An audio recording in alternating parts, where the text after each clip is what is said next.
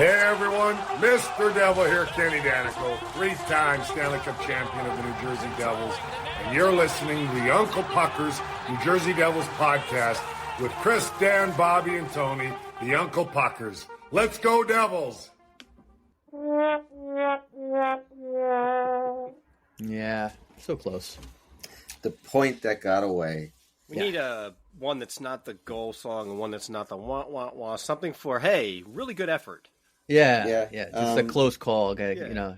Yeah, like a participation trophy. Yeah. Well, I think that you're definitely onto something because this. I mean, it sucks that they didn't get the 2 points because they played their asses off, and I mean, a couple of mistakes, that cost them the game. But I thought, as far as a team effort goes, and as far as just the skating and everything that they came wasn't to play bad tonight, there, definitely. And and we should probably say that's in case anybody's out of order with this. This is Devils losing to Tampa 4-3 in overtime, right? Tonight as we're recording this. Yep. Down 3-1. They battled back. They thought they had the go-ahead goal on that, offsides review, and we lost it. The worst. But I don't think that you could. This is the type of game that you lose, you get a point, and you can still walk out of that arena with your head up. You did a lot of good things. Yeah, but it was 1 point in the game. I guess it was it the second or third goal Devils let in? I'm trying to remember now where.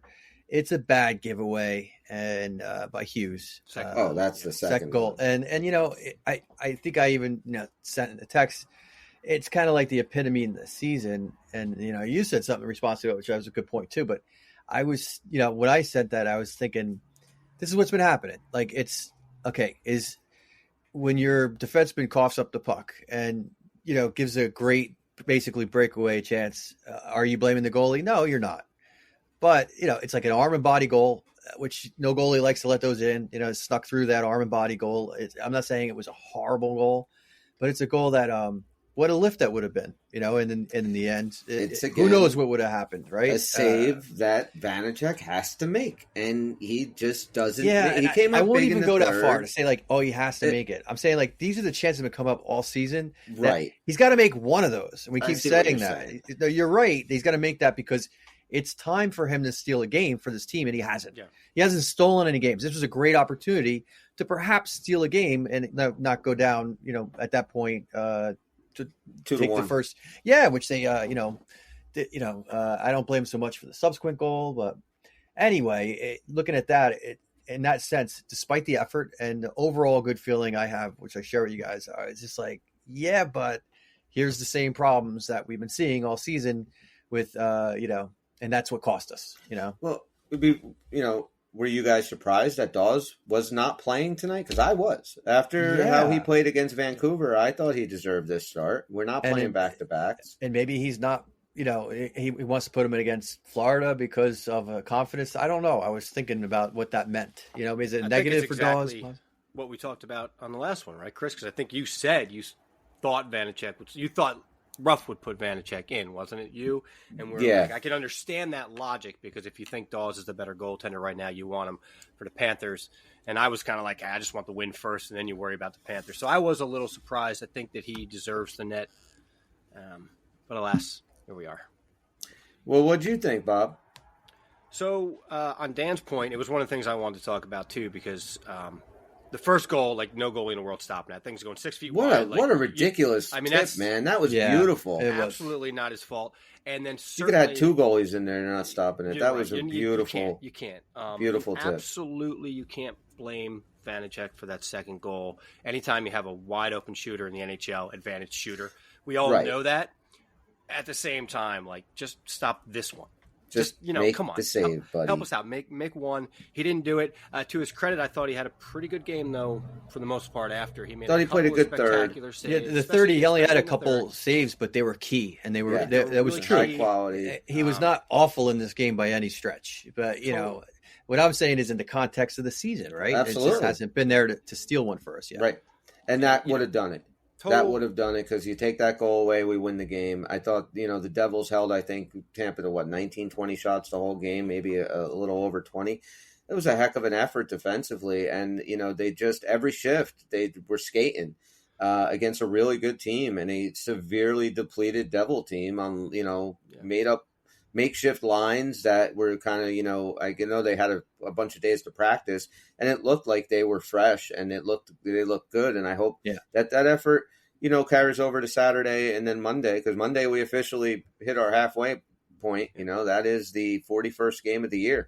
Against Boston, which is a 1:00 start, which is I don't know how I feel about that. Well, I never like those. Yeah, they always feel like they get. I don't know. We don't For play 3 well, decades now, it seems like they're tired at 1:00. Yeah, your team doesn't seem like they ever come out on fire with that. That's kind of. I'm not a fan of the 1:00 starts. No, I don't know why. I gotta tell you, one of the things I thought funny about this game is that I think what we agree are like the 2 worst calls in hockey happened in the same game. Now that offsides, pull a goal my back goodness, of an when you got to go, they're looking frame by frame, and I'm still confused. Because does it have to fully cross the blue line? Does it have to touch the blue line? Because depends, I guess it has to fully cross. Otherwise, that might have been called back. But when you got to put that much effort into it, and probably half the people watching aren't sure if it's yes or no, that should just be a goal. You're taking goals away from it. Now, if it happened to us, I totally get it. I'd want every advantage to not have that goal. But if you want to call it the way it should be, something that quick, that should not be judged. And then the delay of game, which didn't cost us, but it did keep us shorthanded in a crucial part of the game, was so weak. And I didn't even know you can get that same call from behind the net. I thought it always had to be forward out to the sides. I had no idea you can do it from that close in. Yeah, I know. That was crazy. It really was. And Hala had a beautiful chance in the third, and he hit that crossbar with a beautiful wrist shot that was, didn't miss by much, man. He was looking for that top short side corner, Luke and he almost got it. Yeah, Luke almost had redemption. Boy, that game got exciting in the third. A lot of chances. Yeah, and I have to admit, at the go-ahead goal that was called back, when it happened, I was like, oh, I thought that looked offsides to me. That's exactly my first thought. I was like, that looked offsides.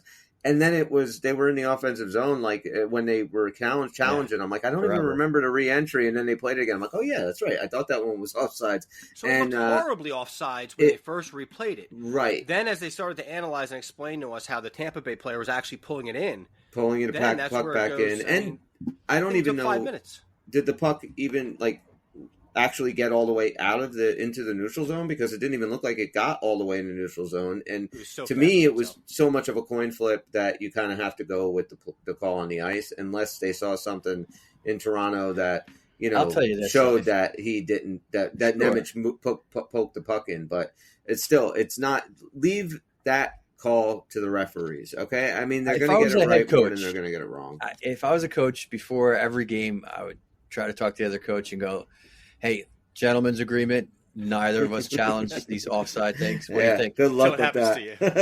Good luck with that. I'm telling you, I think that'd be fucking awesome just to not have it come up. You lost the game. They called down and told you to challenge it, and you said no because you and Lindy shook hands before the game. Right. And, and I would get hired under those conditions. If they did ask me in an interview, I would answer honestly.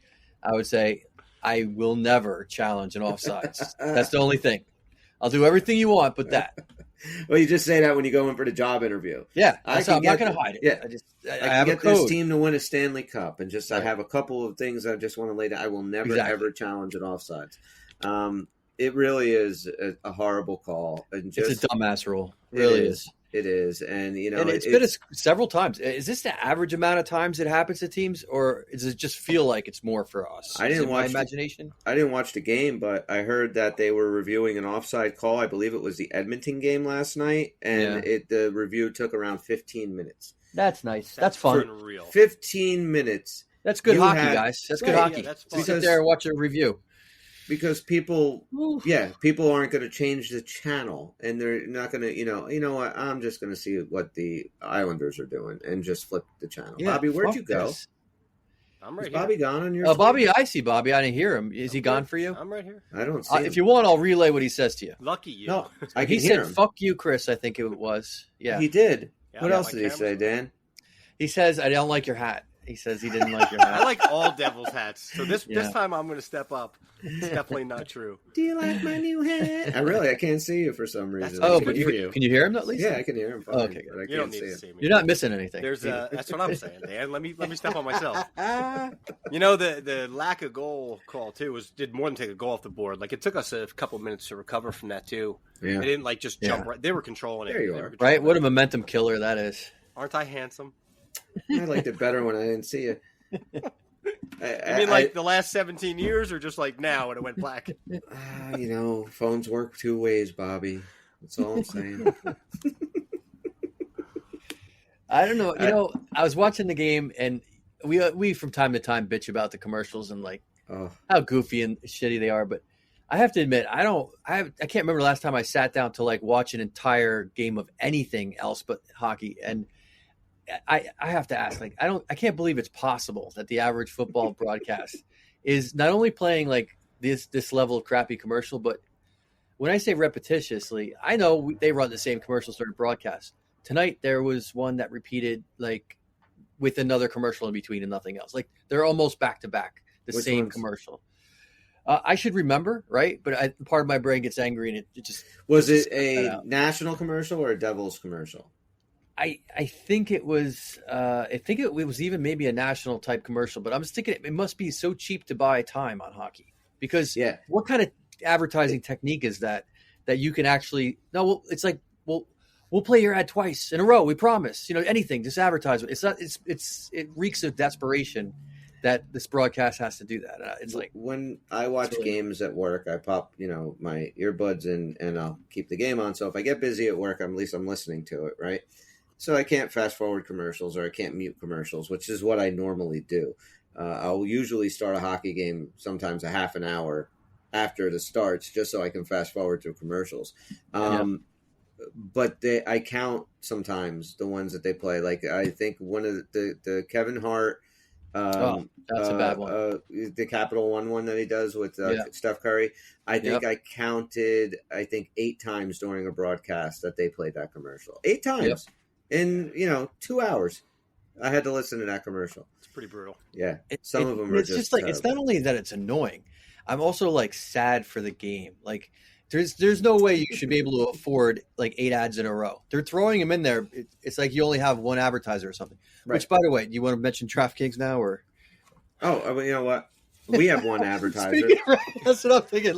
What kind of lame ass outfit you got going on? You have to do a 20-minute ad for one company and one company only. Oh, DraftKings. And I'm going to read this ad 6 times during this podcast. It's about as long as 6 ads. It's definitely enough. What do you think? Do you think they get annoyed if I read it backwards? I don't think anybody knows. Reserved rights all 2023 NHL Copyright League Hockey National of trademarks registered are Shield NHL and the NHL. Resources, gaming responsible, and terms, restrictions, deposit, and eligibility for hockey/com.g. And this is harder than it looks. GNKDC insurance after jurisdiction by varies age +120. Resort and Casino Hill Boot of behalf of responsible play, please. org.gpcc visit or 777-798-7888. Call gambling problem for available as help. Connecticut in. For them. Oh my God. NY Hope text or NY Hope 8778. Call York 100. Oh, I'm sorry. New in. Gambler 108 www visit or gamble gambler oh my God 108 I did that one 8660 101 expire bets bonus. Yours is crown the NHL of the partner betting sports official and sportsbook DraftKings on only NPHN. That's THPN. I'll read that one right. Code that's hockey on $5. Just betting for bets. Bonus in instantly $50 and 101. Get Ken customers new. THPN code use and now app the download. And that's our ad for DraftKings today. That's great. If anybody has a problem with it, you have a disability called dyslexia. Exactly. Nobody can complain. I think the words were all very courageous of you. I think that was a great spot. I think going back to like my college days in marketing, we would sometimes watch commercials and then analyze them the next day. If podcasts were a thing and we had any listeners that heard that, I think we would definitely be discussing the effectiveness of that advertising, because it's something that should be talked about now. You think there is effectiveness? I think that was very effective, because I think that most people would look at this and they would talk about it, because like either going to say, well, this idiot was reading it backwards, or wow, he actually surprisingly read it pretty well backwards. Or Yoda is going to develop a gambling problem. It's possible everybody with dyslexia or speaks like Yoda will now go to DraftKings and win big. Win big. Big win. Big win. Yeah, big win, everyone. There's no loss here. I mean, if they don't like the spot, we lose our quarter. Exactly. Right. We'll have to, go in our pocket to play a video game at the arcade. Dude, you have made way more, and this is actually a free advertisement. You have made way more with DraftKings as a customer than as an employer. This is true. Yeah, I mean, that's their plan. More. That's their plan. Yeah. Yeah. Just get everybody podcasting and betting on their own. I bet I do bet once in a while. I like I throw like $5 to $10, and the good thing is like most of the times they have insurance bets. So if you lose, they give you a free one, and the next day. So I'll bet that. So I haven't bet in a couple, like I say about a week or so. I think I. But when's the foreclosure scheduled for? Is March did they get you? It's good. I only had to sign over my mortgage. That's on all. My house. It's great. Use code daughter's college tuition to apply. I'm going in next week to get my kidney taken out, but it's been a lot of fun. And I so don't bet smart at all. Like I don't just take a safe bet. Like I'm like, if I bet there's 14 games tonight. If I bet for a goal scorer in each one, guys that never score, my $5 bet will be $350,000 if I win. Yeah. I can see that, because even when we do our predictions, you got this. At least one of your bets every week is this, 3-pointer that you're probably not going to hit. No, and I don't think I know I kind of crashed and burned this week too. I did say that Palat would come back. He's not going to. So I put a little poll up on Twitter about, I left Jack off because that's the obvious answer, but. And you put a little poll up. I let that one go. When you said I put a little poll up, I'm like, I'll let that one go. And I let Jack off go. Right, exactly. It's too much. I was going to tell you, you know what? Don't sell yourself short, buddy. You put a little poll up. It's okay. Now we need a name for this episode. Jack Hughes off of the poll. Oh, that I put up. It was out of these Devils, which one do you think needs to get back in this lineup? To ASAP. Yeah, and it was I put Palat, Meyer, Siegenthaler, or none of the above. And Palat with an overwhelming, I haven't checked in a while, but he was like at 80%. I mean, Meyer was at like 80%. Oh, I was going to say, it's got to be Meyer, right? It was Meyer at like 80. And I knew that. Without two, I would have picked two, of course. Yeah. But I like that none of the above got I heard like he a was 5% response. That's seriously. They're never coming back. Right. Hamilton's the guy. Yeah. It's I been, tell you where I mischoose though was overtime. Oh, yeah, right? Of I mean, we were tied at 3, and I remember saying to my daughter, I'm like, look, because they were, defending that penalty in the last 4 minutes, and hey, this team gets to overtime, it would pick up 2 points that way. That's fine with me, as much as you'd rather score and take 2 points and give Tampa 0. I'll take the 2 points in overtime. And then it instantly hit me. Oh, wait, this is not the same team in overtime. Nope. Overtime 3-on-3. I mean, it's never going to help us in the playoffs, but boy, are the Devils dominant there. And let's face it, it's like 85% because of Jack Hughes. When he's out there and they're healthy, like every team knows that. Like we get into 3-on-3 and they're just like, let's just get to a shootout. At that point, like they don't know what's going to. They all know. I mean, what's about to happen to him. And Jack and Brad, like he's great on the power play, but a 3-on-3, he's better than the power play. Yeah, he's scary. Significantly more dangerous. So, they're not saying what this injury is with Jack Hughes. Sure. If it's this shoulder, and this shoulder is now becoming chronic, apparently. Let's just say for shits and giggles and conversation, Jack Hughes had to get surgery on his shoulder, and he wouldn't be back for the playoff. He would be back, let's say, right around the beginning of the playoffs, or he gets a surgery at the end of the season and he recovers during the summer. As a fan, what would you rather him do? So he does nothing and he comes back. He does nothing, gets the surgery in the summer, maybe not as effective as he would be at 100% health, and he comes back in time for training camp and next season is fine. But, he plays whenever he's healthy now until the end of the season, wherever that is. Or they say, we're going to put you under the knife now, and you should be back and ready to go by the second week of April. Well, it depends. If the outcomes are reasonably sure of what you're saying. Yeah, I'm saying yes, it's sure, and he'll come back, his shoulder being completely fixed. Yeah, I mean, like even the long-term outcomes, right? Like long-term, it's stronger. Either way, we're not risking him. No. Then, yeah, I'd rather have him, better sooner, in that scenario.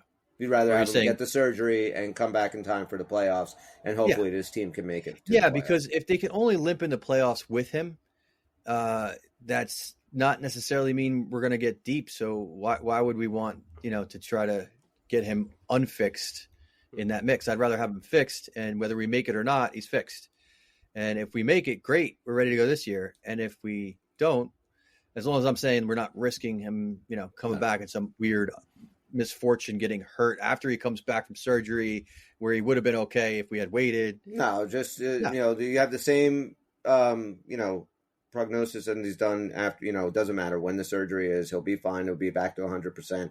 Just saying, where would you like him to, would you like to see him, hey, look, I want him now because I think we got to make the playoffs and it doesn't matter. We just got to get in, or he's going to come back the second week of April. And I think this team has enough firepower and they're good enough to get to the playoffs without him.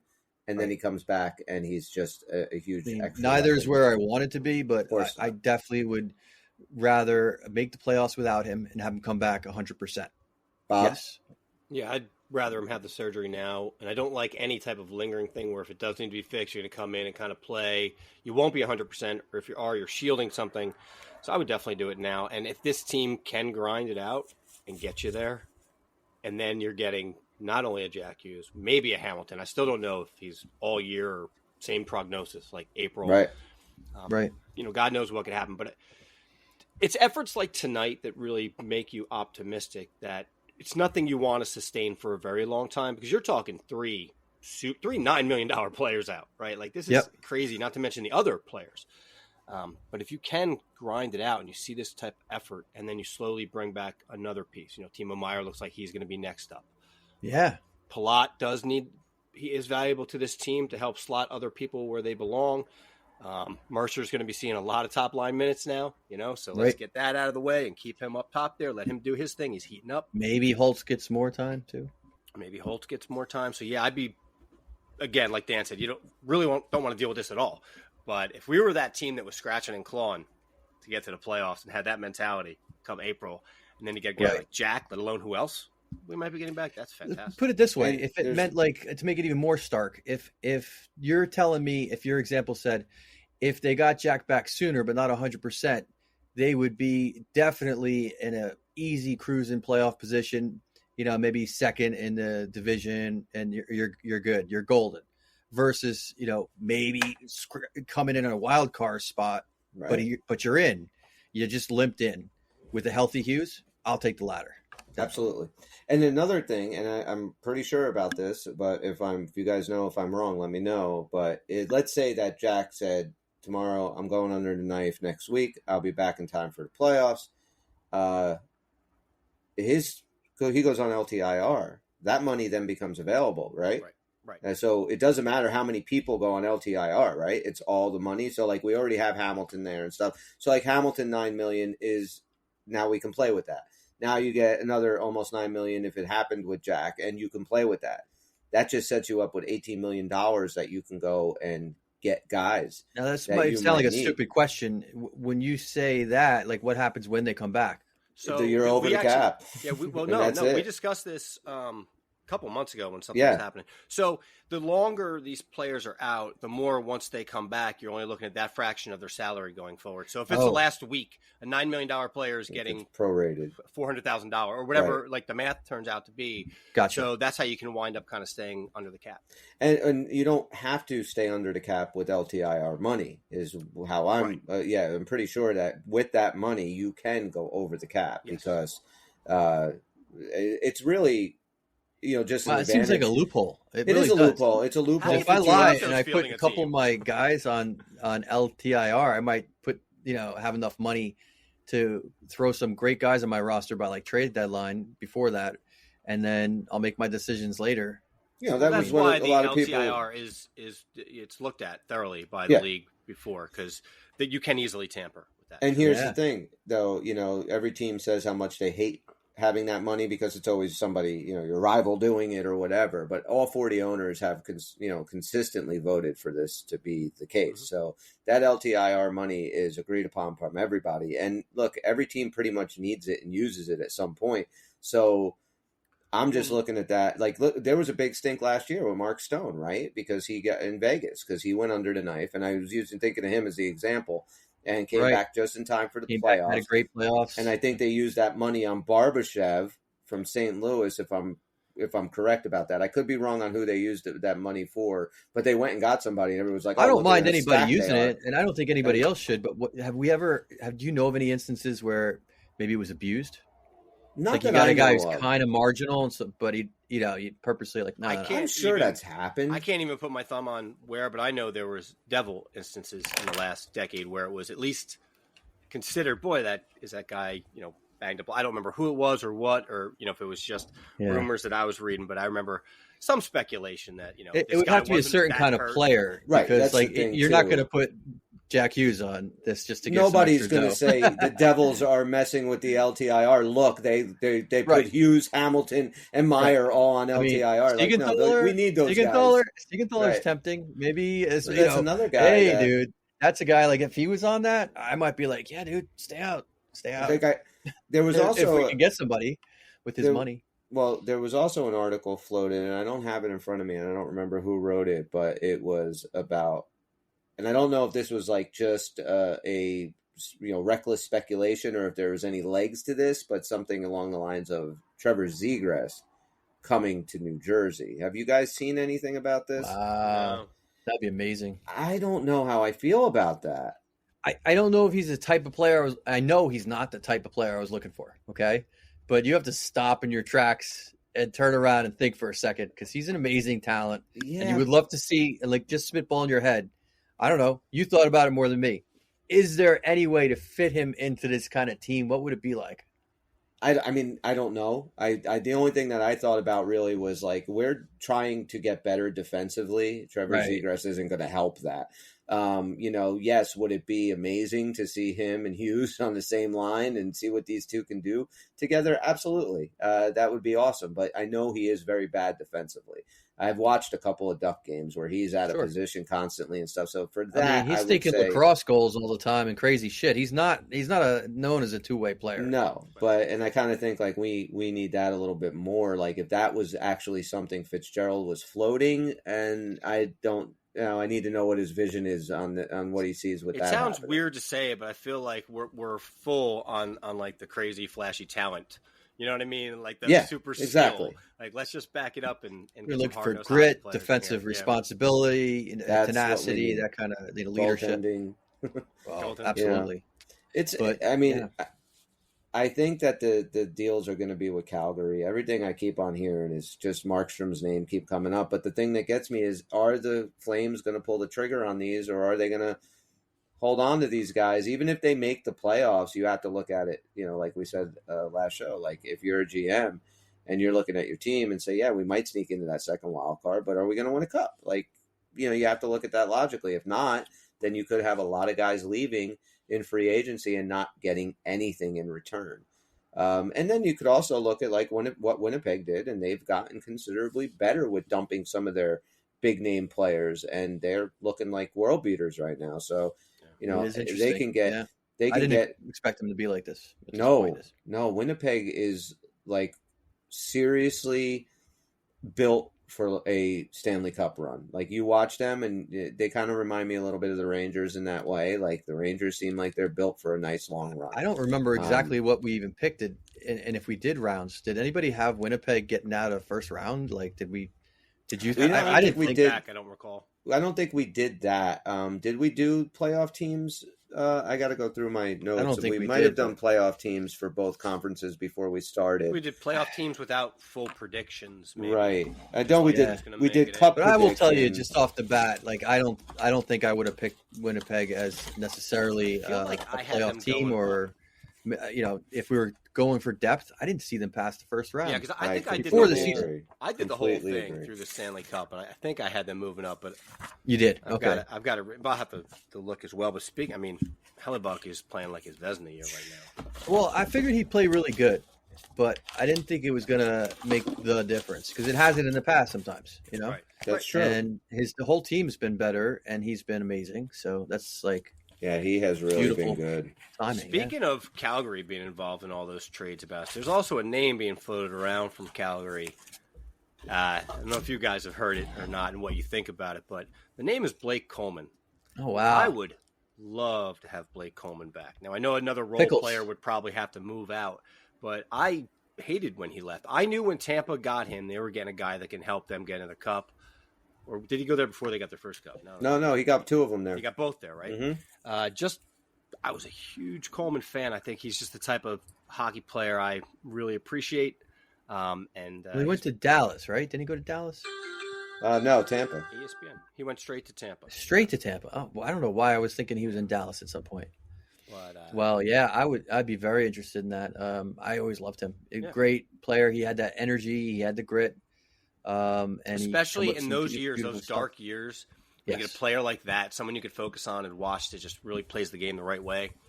I haven't seen him much. I don't know if his game has slipped at all or he's still looking pretty good. He's got 32 points this season. He's a plus 19. He's got 17 goals and 15 assists. Nice. He's those aren't bad numbers at all. Nope. He's definitely contributing. I don't know. Let me see if I can get any more stats from him this year. But yeah, that's really good. 32 points would have him third on our team. Yeah, that's pretty impressive. And he always would turn the Jets on when first it's needed. In goals, actually. Yeah, I always liked those guys that were not just they weren't really known as fast, but then they could just turn the Jets on. Like Brian Ralston was one of those guys.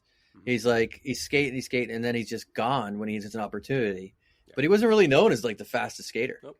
It's just one of those guys who could turn on, and I thought Coleman was kind of like that too. Really hard nosed at the net. I love the way he played.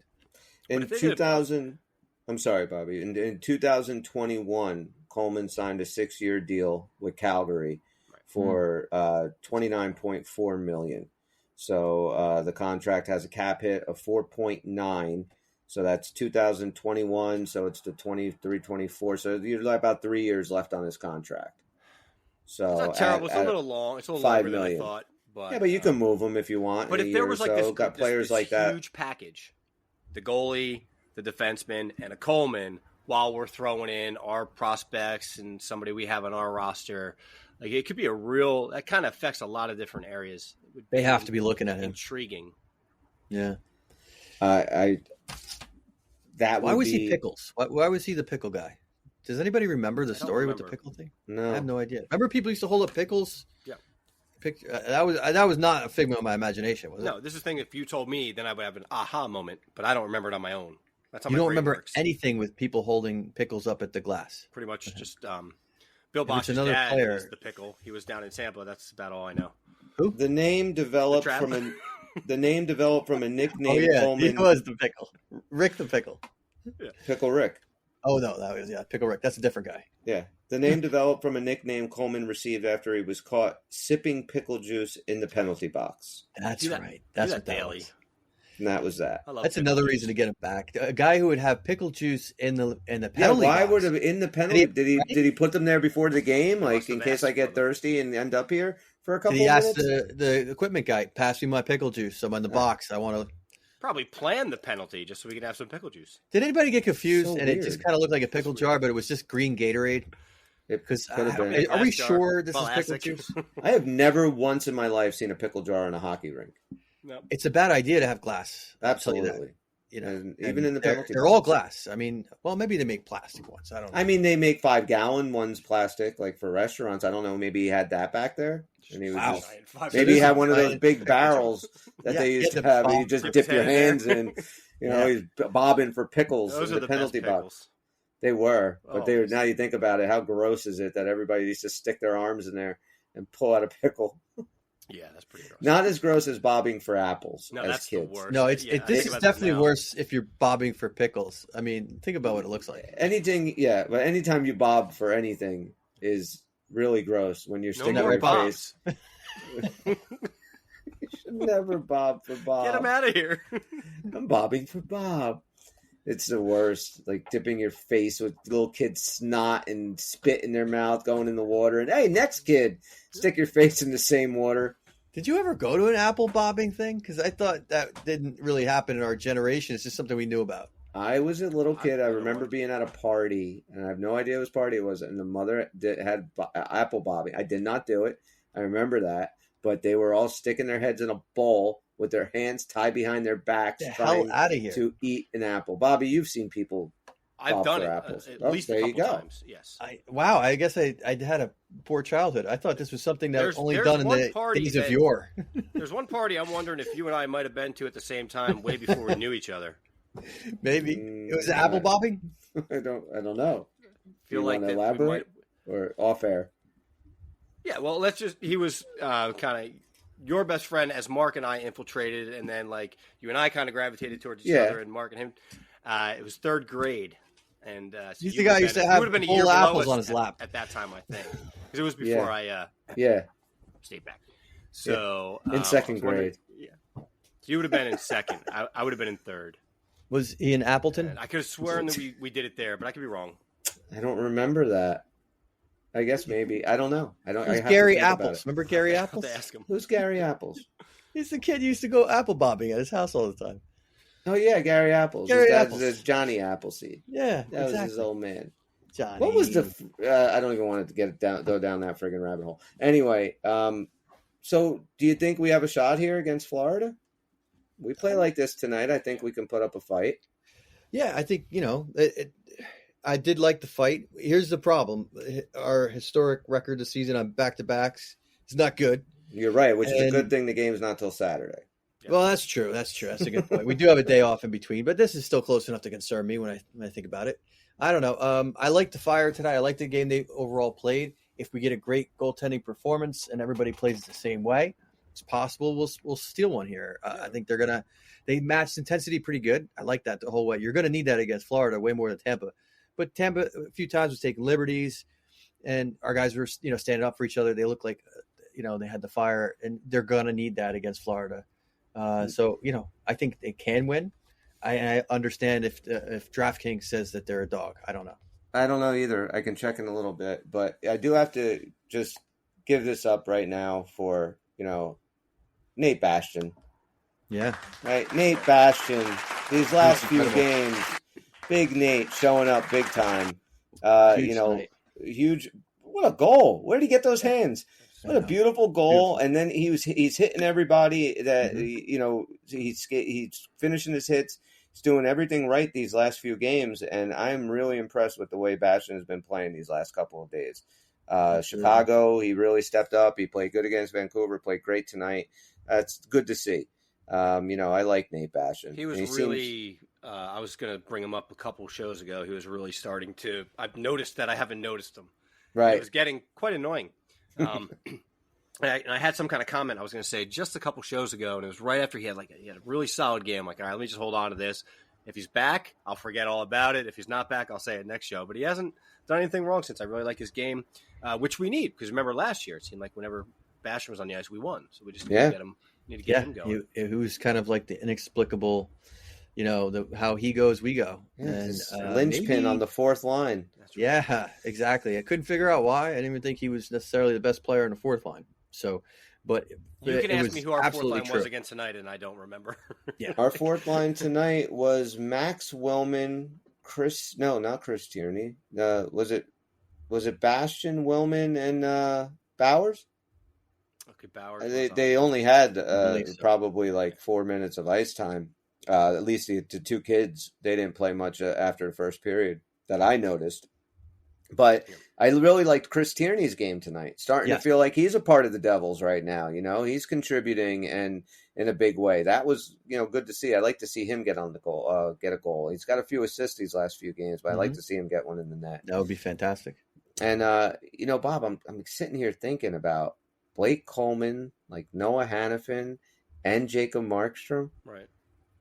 God, we got to give up a lot for that, but that would be so freaking huge. Not quite as much roster player because we'd also throw some youth. But you do have to get rid of a roster player, right? You're going to have to get rid of a forward just to make room for Blake Coleman. So who do you get rid of?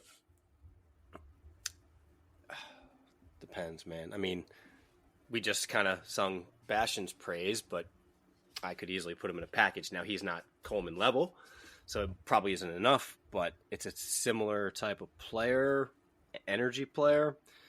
They have to be willing to take people too. Like, there's certain people we can't just give up with our contracts. It's tough. I don't know. They may want a guy like a Holtz. Well, that's what I was just going to say. What do you say if it's a Holtz? In the right package, certainly, because you're filling it right now with Coleman, which actually this year he's better in goals, so you got that going for him. But even if that weren't the case, I mean, Coleman's not really known as a goal scorer per se. And Coleman, you're still you want filling the need, like and then rental, we still have a couple of guys that can come up and be the. Holtz has a long future. That's the only thing. If Holtz has a long future out of him, he might never be attain like the Coleman level.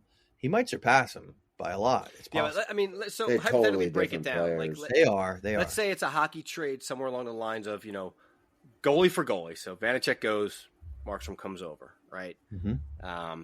Hannafin, and I don't know who we give up because Siegenthaler's hurt. Like, I don't know where that works. I don't think the Siegenthaler injury is that serious. They're saying that he's going to be back in a few weeks. So let's say it was him just for fun. Yeah, I mean, we can throw him in. And then Holtz for Coleman and maybe a high draft pick or somebody in the minor leagues.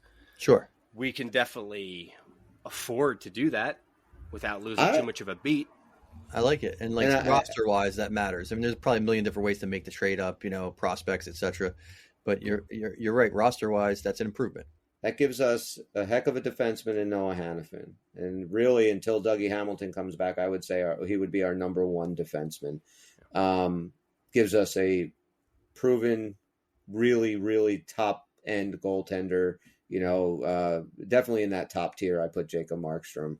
And Blake Coleman is an energy that this team is just dying to have, a guy like that on this team, right? Like, I just see him. At least the way he was with the Devils in the first instance, I thought he brought so much energy to this team. That was a long time ago. I mean, I don't know how his energy is now. I guess maybe playing in Calgary. I honestly haven't really seen him much at all. No, playing in Calgary, I don't see him. Numbers. And that could also beat a player down. Let me put it this way. I feel like if Coleman hadn't left, then we don't get a Palat. I agree. You know what I mean? Like that kind of role. Like Palat obviously has a Stanley Cup pedigree and all that. But and listen, when we got Palat, I understood that. Where we thought we were to get that kind of guy, thinking you're a few years away, that was a great stepping stone. You're going to overpay for that kind of leadership. We just kind of jumped up way too fast, at least last year. Let the record show we don't know what this year is going to be. So I don't want to beat down what we did because I still like having the guy on the team. But yeah, if Blake Coleman never left, you probably don't need that kind of role. Does the Andre Palat move kind of also seem like reactionary a little bit? Because if you remember how it went down, we were all in on getting Johnny Gaudreau.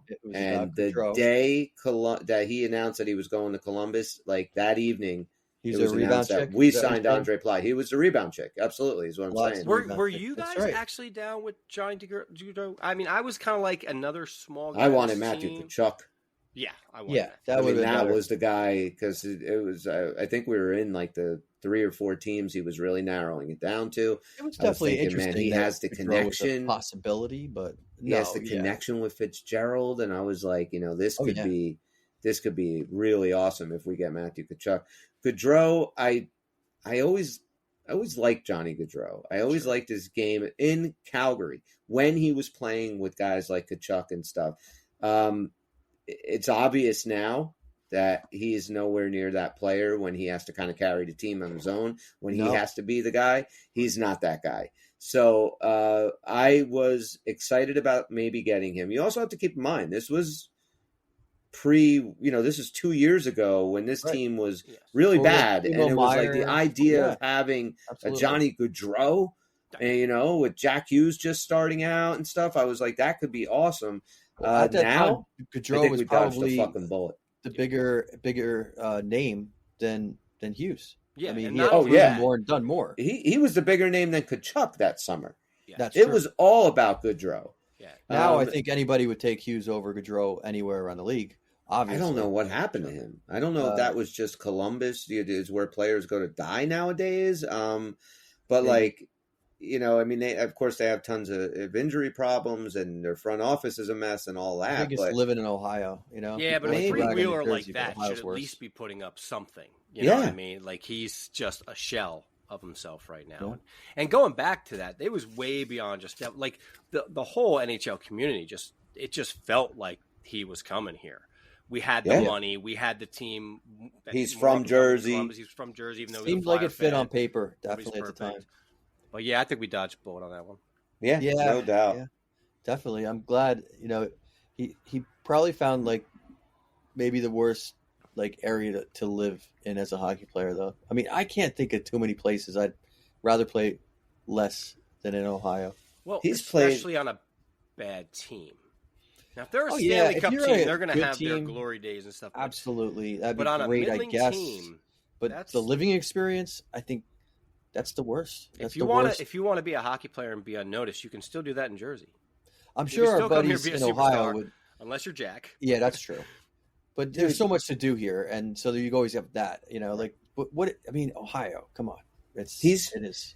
He's played every game for Columbus this year. 42 games he's played. Let me guess. How many goals do you think Johnny Gaudreau has? All right, I'll go first. 7. Dan? That's pretty good. I'm going to give him one more. 8. And he has 7. Oh, 7 goals. Nice, you nailed it. 7 goals, 18 assists for 20 points. He's a minus 20. Minus 20? Minus 20. I mean, I'm sure Columbus's goal differential is probably close to 100. But that's this, how much money I don't know what his contract is, but too much. I think their goal differential is, let's see, they have 100 and Columbus has 126 goals for and 155 goals against. That's only 7 more goals than I could give him. Minus 29. Minus 29. What'd you say, Dan? That's only 7 more goals than I could give him. If you took him out and put me in, they'd only have 7 less goals. That's it. It's not a bad number. I mean, that's not that impressive on his part. You got 7 more goals than Dan from Uncle Puckers? How? That's horrible. And his contract is an annual average cap hit of $9.75 million. Oh my God, that's not much. $10 million? Almost $10 million.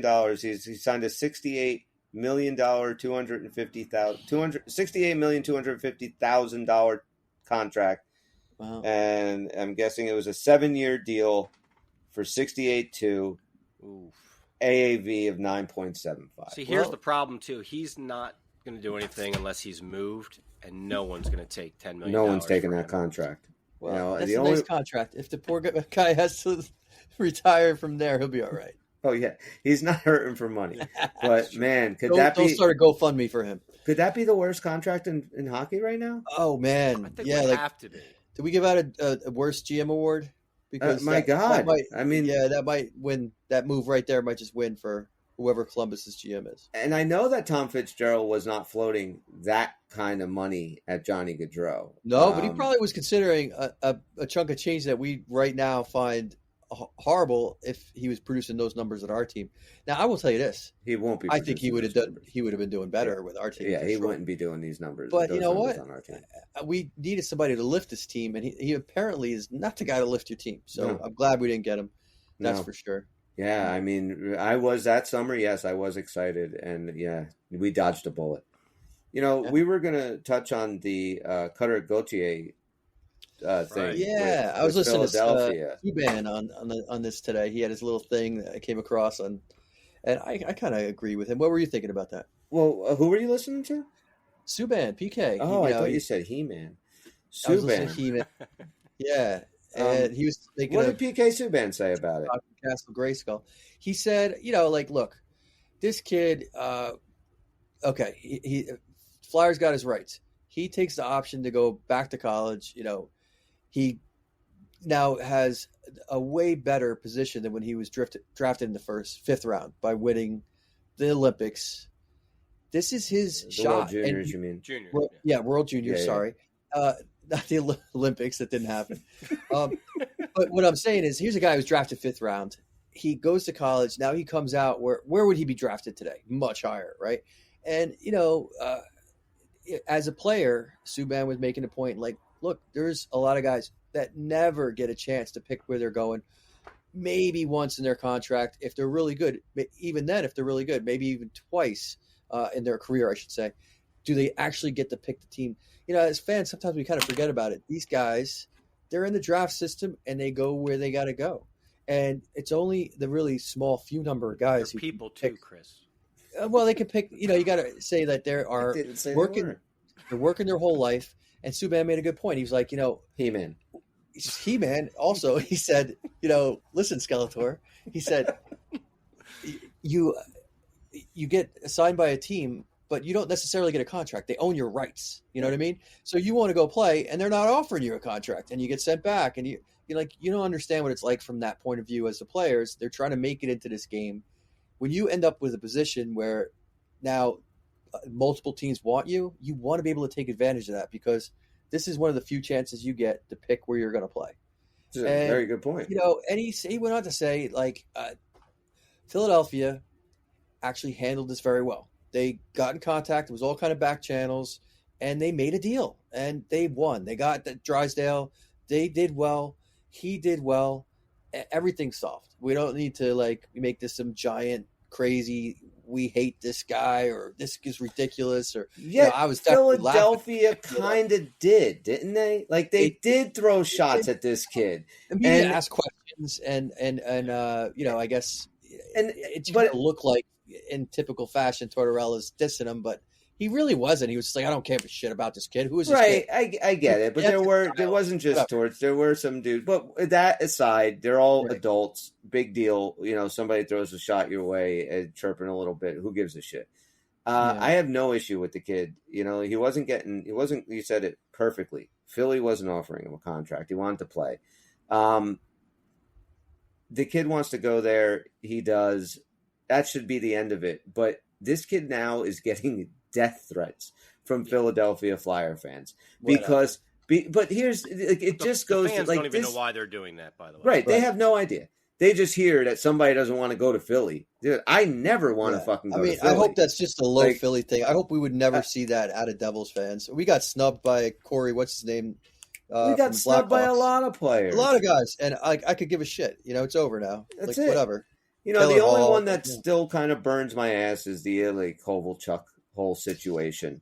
Yeah, but, he just did a total walk away from the contract deal, and that is his thing. And he's done it, more than once. So it's kind of bad character, I guess. The thing that gets me the most about Flyer fans being so upset is just the little jabs that went from management at this kid is you sons of bitches had no problem when Eric Lindros didn't want to play for Quebec.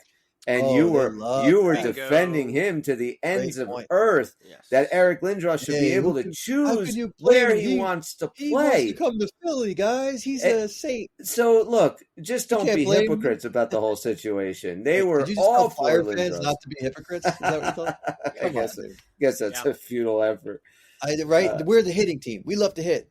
Lindros takes a crippling hit from Scott Stevens. Don't hit us. Oh my God, this hitting's ridiculous. Why would you hit me so hard? I was kidding. I mean, there are no bigger hypocrites. They probably win that award even over Ranger fans. Yeah, so that's the only thing that kind of burns my ass about it. As far as, look, they got a great player in Drysdale. He's going to help that team. It's not like they got screwed on the deal.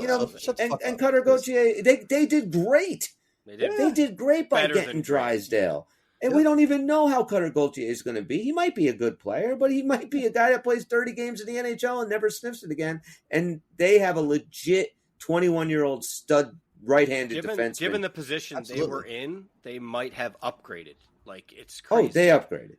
Yeah. I mean, there's a lot of kids who are great. They should be thanking this. They don't do anything in the That's NHL. That happens all the time. They have, great, college careers, and they never translate to NHL. Absolutely. That's what is very possible for this kid. It's not Connor Bedard, guys. You didn't lose out on Connor Bedard. Relax. That's the thing. Like, you won. You won a situation. A kid didn't want to play there. He got moved, and you got a great return for moving him. Let's send the kid death threats. Yeah. You should be sending him, a fucking edible arrangement, not death threats. They're such idiots. a chip on my shoulder kind of city. They really are. They're always trying to prove they're the perennial little brother kind of city. It's just like enough. If you ask anybody, you just grab them and say, "What exactly are you mad about?" I don't think you get an answer. I'm from other than he doesn't like us. Right. Okay. Yeah. Nobody outside of Philadelphia likes you. Like, they have to understand that. And probably most people that live there don't like them. All right? It's not like this is a city of people with, these wonderful redeeming qualities. They throw batteries at Santa Claus. Worst colors in hockey. Worst logo in hockey. Yeah. And they relish being douchebags. Yeah. Except when you actually call them douchebags, then they get bent. Like, you guys love being the guys that throw batteries at Santa Claus. Like, you fucking, you love yelling at 80-year-old women that go to your football games that are rooting for the other team, and spitting in their face. I thought that's what you love. But don't call them assholes, because then they get mad. Yeah, exactly. I don't hate them. About that. Who do you hate more, the Ranger fans or Flyer fans? That's a tough call. The hate is so different. It's hard to compare. Yes. I find a different kind of hate for each team. I kind of feel on some level I hate them equally, but in one aspect more than the other. More for one than the other, depending on what kind of hate we're talking about. So tough. I mean, I would probably say I hate the Rangers as a team more than I hate the Flyers, just because the Rangers have given us considerably more headaches than the Flyers have. Most of the time we beat the Flyers in the playoffs. Usually it ends with a Stanley Cup for us. So, on the score sheet, our record's pretty damn good against the Flyers. So, as a team, the Rangers, they've actually won more playoff series than us. Yeah. Still, I think we're down by one. By one. Yeah. I hate the Ranger team more, but I think I hate the Flyer fans more. As much as I disagree and dislike most Ranger fans, there are a lot of them that I've had very good hockey conversations with. Right. That, a lot of them are just old school and they know hockey and they just like to talk about it. Some Flyer fans like that I've run into, but I don't run into too many Flyer fans like that. I've only known some of them through hockey that I can think. I think of the ones who play hockey, they tend to be the least annoying fans, so it's not a good sampling. I'm thinking of guys I've played with. They probably tend to be less annoying for the Flyers and the Rangers. Right. But you're right. If I take them out of there, it's got to be the Flyers are the dumber, more ridiculously stupid fans. Well, I think Bobby has the correct answer because he lives in Pennsylvania, so he has to know for sure. So what is it, Bobby? No, actually, dude, Chris, I'm right there with you as far as how you put it. Like, with the Rangers, it's just got to be the most hated franchise. But then being here and dealing with it and seeing it up close, it's definitely, as far as the fans go, they're just ignorant, right? Like, they don't know what they're saying. It's tough. Yeah, the conversations, my friends aside, they're willing to talk. But yeah, my God, it's you must have a few good Flyer fans you run into, because that's all you run into. Totally, tons. Some of my best people out here are absolutely good, and from day one, that's why we're such good friends, because they'd just be willing to talk to me literally about hockey. Or like the night I moved here, I walked through the borough wearing my Devils jersey to a sports bar to watch the Flyers and Devils. And the people I knew were just like, "Hey, look, he's supporting his team. He's fine." Like, it was a rather good experience. I know. Sometimes I think maybe my personal experience is not really fair, because I'm getting South Jersey and to some extent Central Jersey. You have to lump them all together, Dan. Every one of them is an asshole. Well, I say that, and then I watch the games and I see how they act, and so I don't know. Maybe even in Philadelphia they're douchebags. Talk about the individual, not the collective.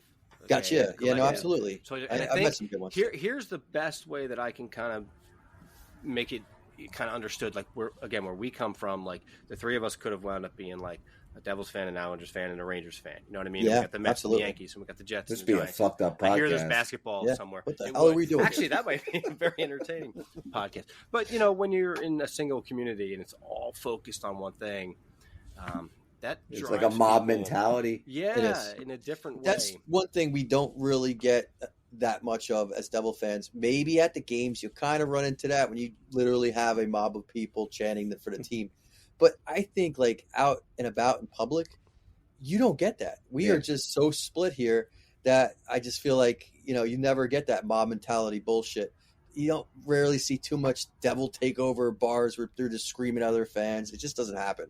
No, anything, I get surprised if I walk into a sports bar and there's a majority of Devil fans there. Like, especially if you're playing the Rangers or Flyers or something like that. That's why I love going up to those games and standing on Edison Avenue and drinking those beers with everybody. And it's cool, right? I only get it like once or twice a year. Yeah, you're amongst your people. Yeah, it feels so great. I get it. This is why I want to go to Minnesota to see a Viking game. I want to do the Skull chant amongst my people just once. That's all.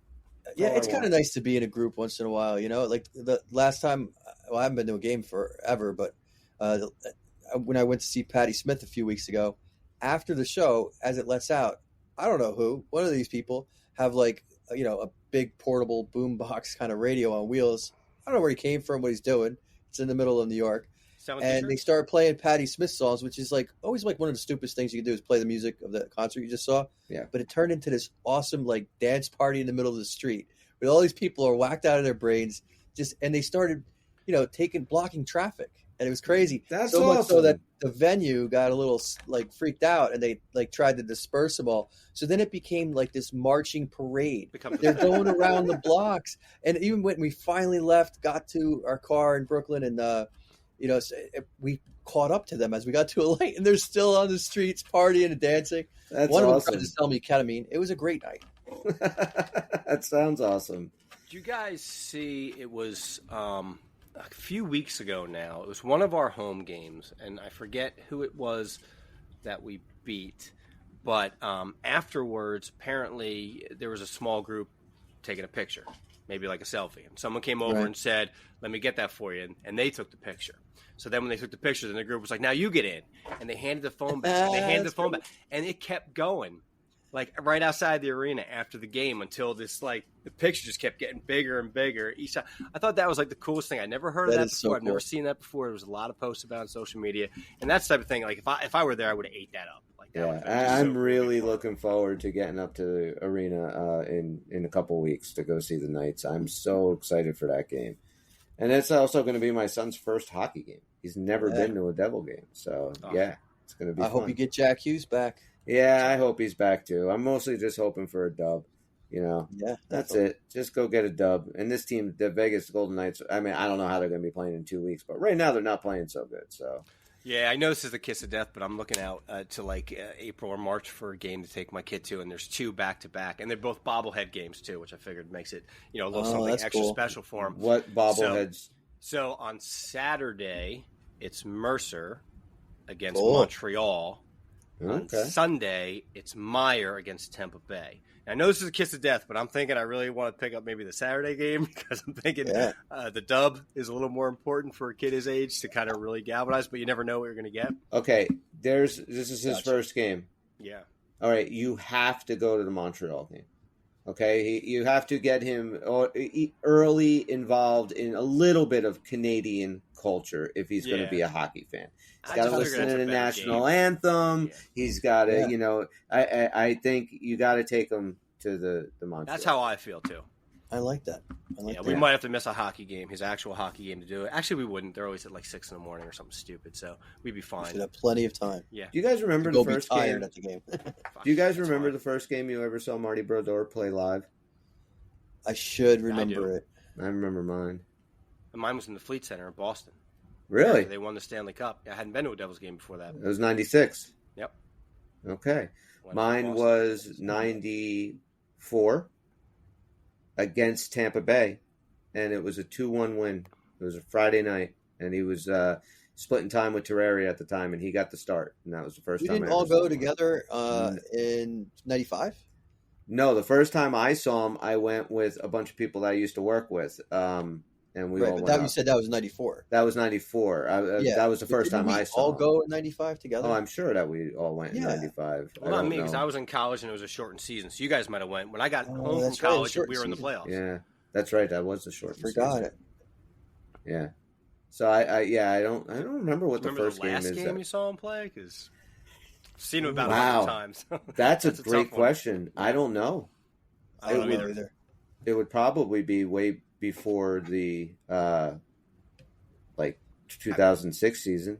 I would assume for me it would have been whatever opening day was the year we got Corey Schneider, because after that they did the weird split thing for a year, and I don't know, who our real goalie was. So whatever that year that was. It's nice that you always do the opening day. You can kind of at least make good guesses on when the last time you saw so and so was, because that game you definitely went to. I've only missed it because of lockouts. So that's pretty cool.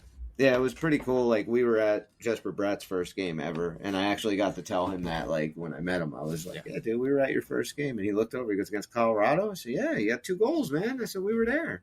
And, so when we were bullshitting for a little while, that was a great game. They went on to do wonderful things, and we're still trying. But that's that. All right, guys, I think we're going to wrap it for tonight. We're going to come back and talk, hopefully, about a big Devil win against the Florida Panthers on Saturday. That is a 6:00 start. So when I get home from work, if you guys are still up, we'll do it. And so we'll do that. So wherever you're listening to us, please give us a like, a 5-star review, a positive comment goes a long way in helping us promote the Uncle Pucker New Jersey Devil podcast. For Bobby, Dan, I'm Chris. We're the Uncle Puckers. We'll see you Saturday. Peace. Puck is out. Bye-byes. What? Bye-byes. Just hang on. Bye-bye. It's over, Johnny. It's over. Bye.